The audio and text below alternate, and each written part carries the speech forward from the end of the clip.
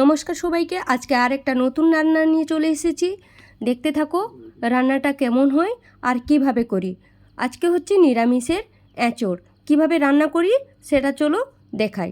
প্রথমে আমি এঁচড়গুলা একটু পেকে যাওয়ার অবস্থা হয়ে গেছে, একটু মিষ্টি হবে বলে এরকম এঁচড় নিয়েছি।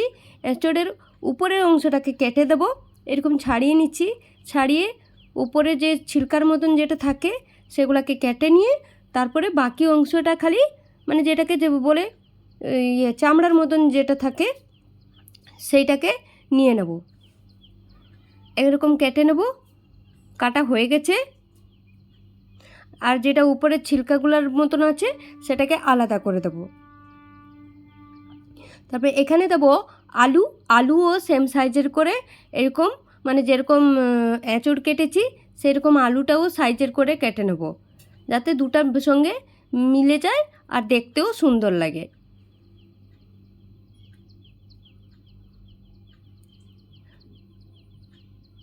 এখানে চাইলে আলুর পরিমাণটা সেম সেম দিতে পারেন, কেন এটা নিরামিষ রান্না তো আলুটা একটু বেশি দিলে ভালো লাগবে।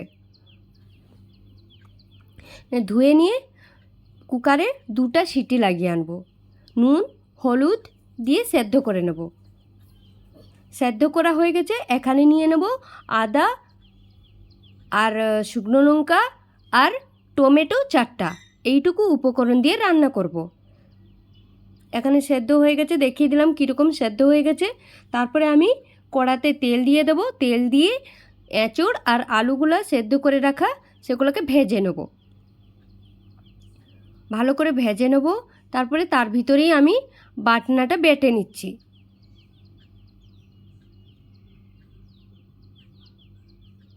এখানে ভাজা হয়ে গেছে, তুলে নেব। তারপরে আবার কড়াটা পরিষ্কার করে আমি কড়াতে তেল দিয়ে মশলাগুলো দেব। সাধারণ উপকরণ, কিন্তু যারা নিরামিষ খায় না তাদের জন্য খুবই টেস্টি লাগবে। তেজপাতা ফোড়নে দিয়ে দিলাম। আর দিয়ে দেবো টমেটো 4টে, মিডিয়াম সাইজের টমেটো দিয়ে ভালো করে প্রথমে ভেজে নেব।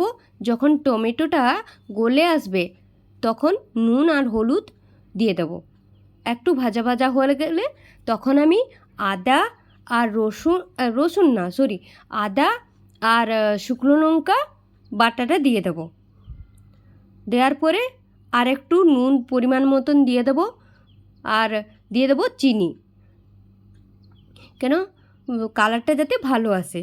টমেটো তো প্রথমে দেওয়া হয়েছে, যে কোনো রান্নায় তেলের সঙ্গে প্রথমে যদি আমরা টমেটো দিয়ে দিই তাতে কালারটা লাল হয়ে যায়।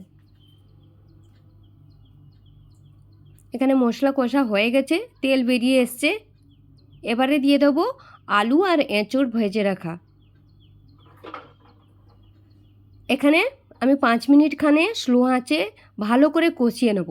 কষিয়ে নেওয়ার পরে পরিমাণ মতন 500 গ্রাম খানে, এখানে হাফ কিলো খানে আছে এঁচড় আছে, আলু আছে তার সঙ্গে।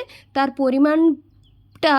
পরিমাণ আর পরিমাপটা দেখে জল দেবেন, যাতে গ্রেভিটা একটু জল বেশি না থাকে।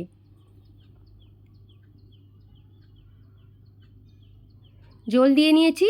এবারে ভালো করে ফুটে গেলে আমি কিছুটা 4-5টা খানে আলু সেখানে ভেঙে দেব। ভেঙে দিলে যে কোনো নিরামিষ রান্নায় তাতে উপকরণ তো কম দেওয়া থাকে, তাই তার জন্য আলু যদি ভেঙে দেওয়া হয় তার গ্রেভিটা ভালো লাগে। হয়ে গেছে। এবারে আমি পনির মশলা দিয়ে দিলাম। পনিরের গ্রেভি করার জন্য যে মশলাটা থাকে তাকে দিয়ে দিলাম। আর একটু নামানোর আগে একটু চিনি ছিটিয়ে দেবো। এবারে নামানো হয়ে গেছে, আমি ঢেলে নেব পাত্রে।